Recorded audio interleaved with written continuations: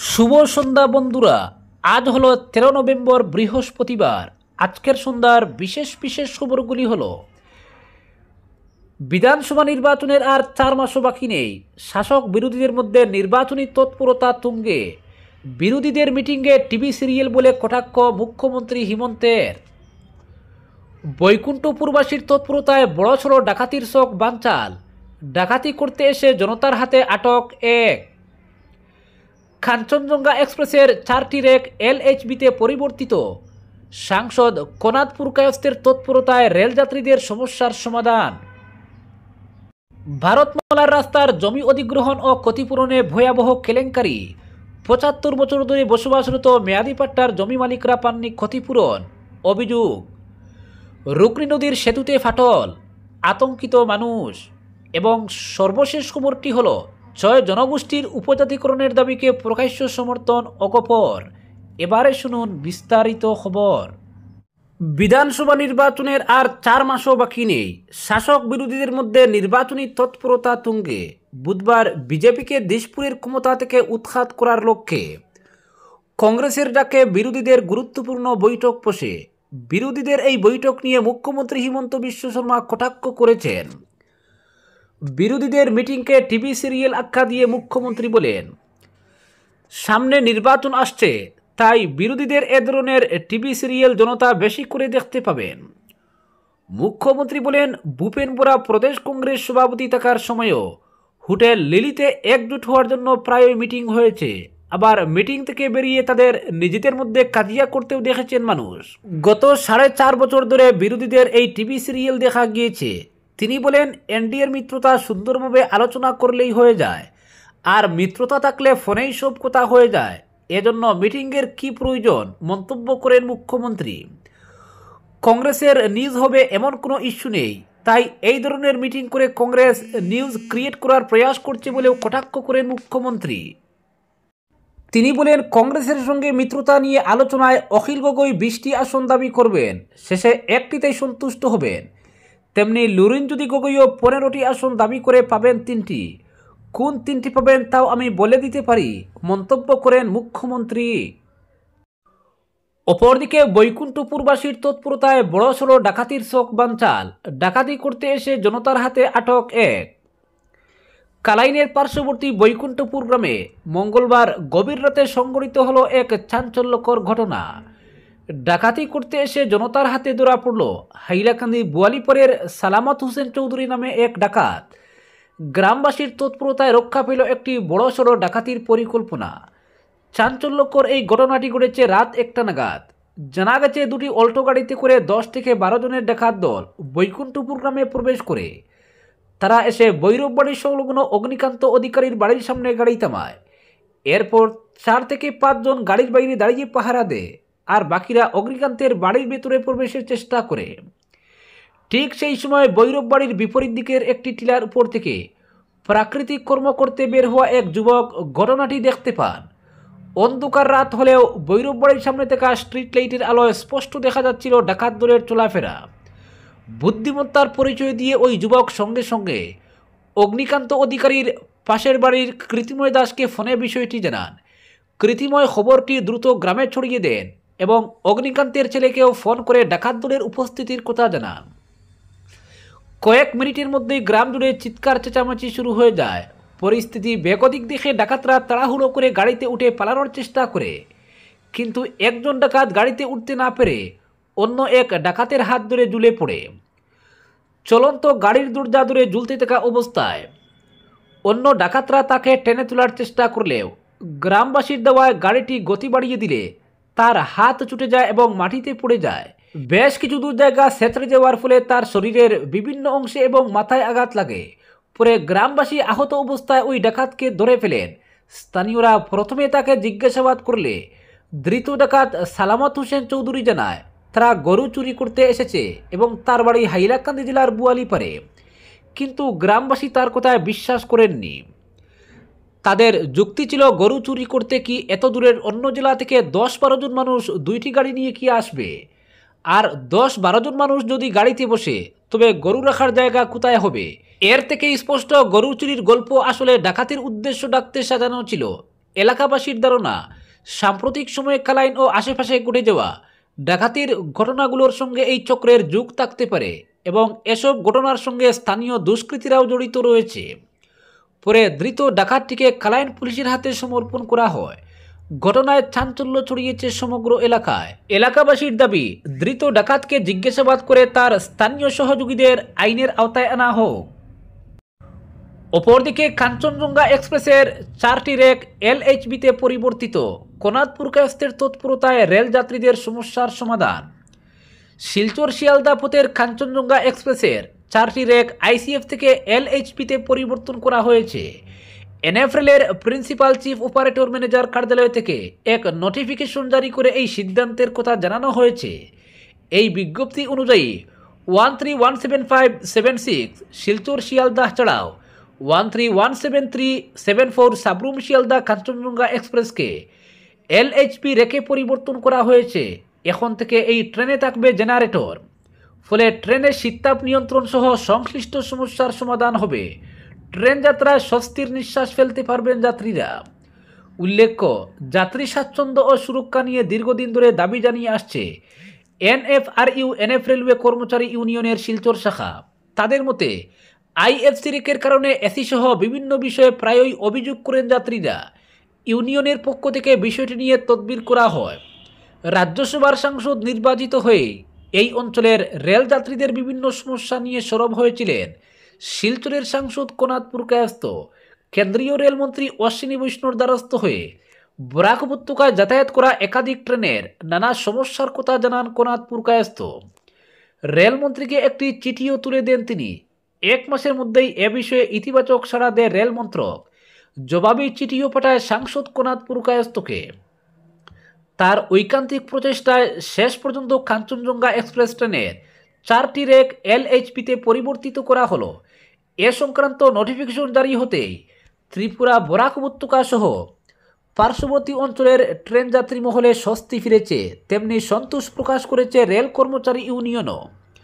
প্রসঙ্গত, রাজ্যসভার সাংসদ নির্বাচিত হয়ে প্রথমবার দিল্লি গিয়েই ট্রেনের মান্দাতা আমলের কোচগুলো বদলে এলএইচপিতে পরিবর্তন, বিভিন্ন সমস্যা সমাধানে তৎপর হন কোনাদপুর কায়স্থ। কেন্দ্রীয় রেলমন্ত্রী অশ্বিনী বৈষ্ণবর কাছে লেখা এক চিঠিতে ট্রেন যাত্রীদের সমস্যার কথা তুলে ধরেন। চিঠিতে সাংসদ কোনাদপুর কায়স্থ স্পষ্ট ভাষায় উল্লেখ করেন, শিলচর থেকে যাতায়াত করা দূরপাল্লার বেশিরভাগ ট্রেনে রয়েছে আইসিএফ কোচ। বেশিরভাগ কোচই সঠিকভাবে কাজ করে না। জলের কল, ডোর লক, ডোর হ্যান্ডেলস এখন ব্যবহারের অযোগ্য হয়ে পড়েছে। এছাড়া কোচগুলো সবসময় ভালোভাবে পরিষ্কার করা হয় না। সর্বোপরি ট্রেন চলাকালীন এসি সঠিকভাবে কাজ করে না, ফলে শ্বাসরুদ্ধকর পরিস্থিতিতে চরম ভোগান্তির শিকার হন ট্রেন যাত্রীরা। এসব সমস্যার একমাত্র সমাধান ট্রেনের রেককে এলএইচপিতে পরিবর্তন। কারণ এলএইচপিতে জেনারেটরের ব্যবস্থা থাকবে। ট্রেন পাহাড়ি এলাকায় যাতায়াত করাকালীন এসির সমস্যা হবে না, পাশাপাশি যাত্রী সমস্যাও মিটবে। কেন্দ্রীয় রেলমন্ত্রী অশ্বিনী বৈষ্ণবকে এসব বুঝিয়ে বলেন কোনাদপুর কায়স্থ, আর এর সুফল পাওয়া গেল হাতে নাতে। অপরদিকে ভারতমালা প্রকল্পে আরও একটি কেলেঙ্কারি সামনে এলো। এই প্রকল্পের রাস্তা নির্মাণ কাজে যাদের বেশি জমি ঢুকেছে তাদের ভাগ্যে ক্ষতিপূরণের 1 টাকাও জুটেনি, আর যাদের কম জমি ঢুকেছে তারা কেউ পেয়েছেন 12 লক্ষ, আবার কেউ ক্ষতিপূরণ বাবদ 20 লক্ষ টাকা। এমনই অভিযোগ সামনে এসেছে লাবকজীবীর 8 নং ওয়ার্ড লাবক গ্রান্টের দেবীপুর গ্রাম থেকে। নিজেদের মেয়াদি পাট্টার জমির উপর দিয়ে ভারতমালার সড়কের কাজ চলছে, অথচ তারা এখন পর্যন্ত 1 টাকাও পাননি।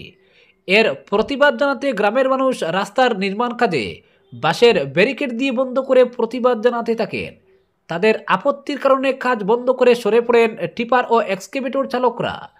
জমায়েত মানুষ তাদের প্রাপ্য ক্ষতিপূরণের টাকা না পাওয়া পর্যন্ত নির্মাণ কাজ বন্ধ রাখার দাবি রাখেন। এই বিষয়ে কথা বলতে গিয়ে গ্রামের বরিষ্ঠ নাগরিক পীযূষ চক্রবর্তী ও মতিলাল চক্রবর্তী জানান, তারা এই গ্রামে বসতি স্থাপন করেন 1950 সালে। 1956 সালে তাদের জমির অ্যালটমেন্ট দেওয়া হয় এবং 1971 সালে তারা মেয়াদি পাট্টা পান। তখনকার সেটেলমেন্ট আধিকারিক কানুনগো পাটোয়ারিরা এসে তাদের জমি ম্যাপে দেখিয়ে দিয়ে যান। সেই অনুসারে এখানে সুভাষিনী চন্দ্রের নামে 12 দাগে 345, 344, 342 এবং 13 দাগে 339 নম্বর পাট্টা জমি রয়েছে। মোট 4 বিঘা জমি। মতিলাল চক্রবর্তীর নামে 14 দাগে এবং মেয়াদি পাট্টা 17, আগের পাট্টা নম্বর ছিল 38, তার জমির পরিমাণ 1 বিঘা। পীযূষ চক্রবর্তীর নামে 13 থেকে 39 দাগে এবং 3 নং পাট্টায় রয়েছে 3 বিঘা জমি। তাদের জমির উপর দিয়ে গেছে রাস্তা, বেশিরভাগ জমি তাদের পাশে অন্যের মালিকানাধীন কারো 10 কাঠা আবার কারো 1 বিঘা জমি রাস্তার কাজে অধিগ্রহণ করা হয়েছে। এখানে কম জমির মালিকরা ক্ষতিপূরণের দেদার অর্থ পেয়েছেন, অথচ সুভাষিনী দেবী, মতিলাল চক্রবর্তী এবং পীযূষ চক্রবর্তীরা 1 টাকাও ক্ষতিপূরণ পাননি। ক্ষতিপূরণের টাকা পেতে তারা কোনো দালাল ধরেননি, এটাই তাদের অপরাধ। তারা আরও অভিযোগ করেছেন, প্রায় 8 মাস আগে ক্ষতিপূরণের টাকার দাবিতে ব্যারিকেড দিয়ে রাস্তা নির্মাণ কাজ বন্ধ করেছিলেন তারা। তখন কাছাড়ের জেলাশাসক পাটোয়ারি নিয়ে এখানে ছুটে এসেছিলেন।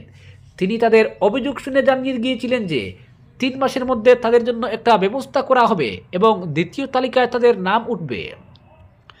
জেলাশাসকের আশ্বাসের পরে 3 মাস তো দূর, 8 মাস পেরিয়ে গেছে, কিন্তু তাদের নাম উঠেনি। এরপর তারা ফের জেলাশাসক, লক্ষ্মীপুর সমজেলা শাসক এবং লক্ষ্মীপুর সার্কল অফিসারের কাছে লিখিত অভিযোগ জানিয়ে আবেদন রাখেন যাতে তাদের সমস্যার দ্রুত সমাধান করা হয়, কিন্তু কোনো লাভ হয়নি।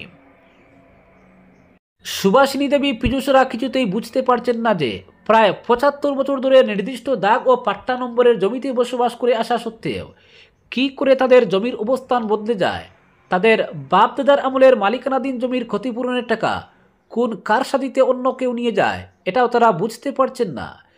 এই জমি কেলেঙ্কারির পেছনে কার হাত রয়েছে, এটা খুঁজে বের করতে উপযুক্ত তদন্তের দাবি জানিয়েছেন দেবীপুর গ্রামের ভুক্তভোগী মানুষ। অপরদিকে কাবুগঞ্জ আমরাঘাট রোডের রুকনি নদীর উপরে জুলনপুল সেতুতে আবারও ফাটল দেখা দিয়েছে। স্থানীয়দের মতে সামান্য ভারী যানবাহন পারাপারের সময় সেতুর উপরভাগে কম্পন অনুভূত হচ্ছে, যা নিয়ে এলাকা জুড়ে চরম উদ্বেগ সৃষ্টি হয়েছে। উল্লেখ্য, এর আগেও এই সেতুতে বড়সড় ফাটল দেখা দিয়েছিল, তখন পূর্ত বিভাগ দ্রুত তৎপরতা দেখিয়ে অস্থায়ীভাবে মেরামত করে। তবে সেই মেরামত দীর্ঘস্থায়ী হয়নি বলেই মনে করছেন স্থানীয়রা।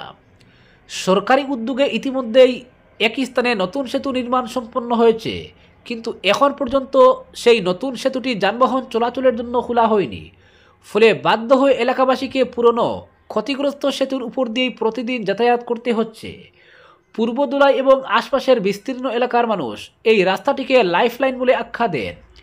এই পথ দিয়েই বাজার, হাসপাতাল, স্কুল, কলেজ ও প্রশাসনিক দপ্তরে যাতায়াত করেন হাজার হাজার মানুষ। স্থানীয় বাসিন্দাদের আশঙ্কা, যদি পুরনো সেতুটি হঠাৎ ভেঙে পড়ে তাহলে যে কোনো সময় বড় অঘটন ঘটতে পারে। সেই সঙ্গে নতুন সেতুটি যান চলাচলের জন্য অবিলম্বে খুলে না দিলে পূর্ব দোলাই অঞ্চলের মানুষ যোগাযোগ বিচ্ছিন্ন হয়ে পড়বেন। পূর্ত বিভাগের প্রতি স্থানীয়দের আবেদন, নতুন সেতুটি দ্রুত চালু করা হোক এবং পুরনো সেতুর যান চলাচল অবিলম্বে বন্ধ করে প্রয়োজনীয় নিরাপত্তা ব্যবস্থা গ্রহণ করা হোক, যাতে আর কোনো অঘটন না ঘটে। অপরদিকে রাজ্যের 6 জনগোষ্ঠীর উপজাতিকরণের দাবিকে প্রকাশ্য সমর্থন অগপর। রাজ্যের বিভিন্ন প্রান্তে উপজাতিকরণের দাবিতে ধারাবাহিক প্রতিবাদ অব্যাহত রেখেছে 6 জনগোষ্ঠীর বিভিন্ন সংগঠন। প্রতিটি সরকার আসামের 6 জনগোষ্ঠীকে উপজাতিকরণের স্বীকৃতি প্রদানের প্রতিশ্রুতি দিলেও সেই প্রতিশ্রুতি আজও কার্যকর হয়নি। ফলে ক্ষোভে ফেটে পড়েছেন 6 জনগোষ্ঠীর লোকেরা। মোরান, মটক, তাই, আহব, চা জনগোষ্ঠী, কুচ রাজবংশী এবং চুতিয়া জনগোষ্ঠীর লোকেরা ধারাবাহিক প্রতিবাদ সাব্যস্ত করে সরকারের বিরুদ্ধে ক্ষোভ প্রকাশ করেছেন। এর মধ্যে আসামের 6 জনগোষ্ঠীকে উপজাতিকরণের পূর্ণ সমর্থন জানিয়েছে আসাম গণ পরিষদ। সরকারের অংশীদারি দলটি 2026 সালের বিধানসভা নির্বাচনের দিন এগিয়ে আসার সঙ্গে সঙ্গে ভোট হারানোর বয়ে আপার অসমে জনগোষ্ঠীগুলোর সংগঠনের সঙ্গে রুদ্ধদ্বার বৈঠকে মিলিত হয়েছে। দীর্ঘদিন আসামের 6 জনগোষ্ঠীকে উপজাতিকরণের বিষয়টি নিয়ে কোনো কথা বলেনি অগপ, কিন্তু এবার দলটি এ ব্যাপারে খোলাখুলি সমর্থন জানিয়েছে। বুধবার ডিব্রুগড়ের আমুলাপট্টিতে জিমখানা ক্লাবে অসম গণ পরিষদের শীর্ষ নেতারা মঠক জনগোষ্ঠীর সংগঠন অসম মঠক সম্মেলনের সঙ্গে জনগোষ্ঠীগুলির বেশ কয়েকটি সংগঠনের কর্মকর্তাদের সঙ্গে এক বৈঠকে মিলিত হন। রাজ্য সরকারের অংশীদার দল হলেও উপজাতিকরণের বিষয়টিতে 6 জনগোষ্ঠীর জনগণ এবং দল সংগঠনের পক্ষে আসাম গণপরিষদ থাকবে বলে আশ্বাস দেয়। বৈঠকে অগপর শীর্ষ নেতা প্রাক্তন কেন্দ্রীয় মন্ত্রী তথা রাজ্যসভার সাংসদ বীরেন্দ্র প্রসাদ বৈশ্য বলেন, আসামের 6 জনগোষ্ঠীর উপজাতিকরণের দাবি ন্যায্য এবং অতি পুরনো দাবি। গুয়াহাটিতে সম্প্রতি অনুষ্ঠিত অসম গণপরিষদের বৈঠকে উপজাতিকরণের বিষয়টিতে সমর্থন দেওয়ার সিদ্ধান্ত গ্রহণ করা হয়। 6 জনগোষ্ঠীর জনগণ এবং সংগঠনগুলো উপজাতিকরণের জন্য যে আন্দোলন অব্যাহত রেখেছে তার পূর্ণ সমর্থন জানিয়েছে অসম গণপরিষদ। আজকের বিশেষ সংবাদ এখানেই সমাপ্ত।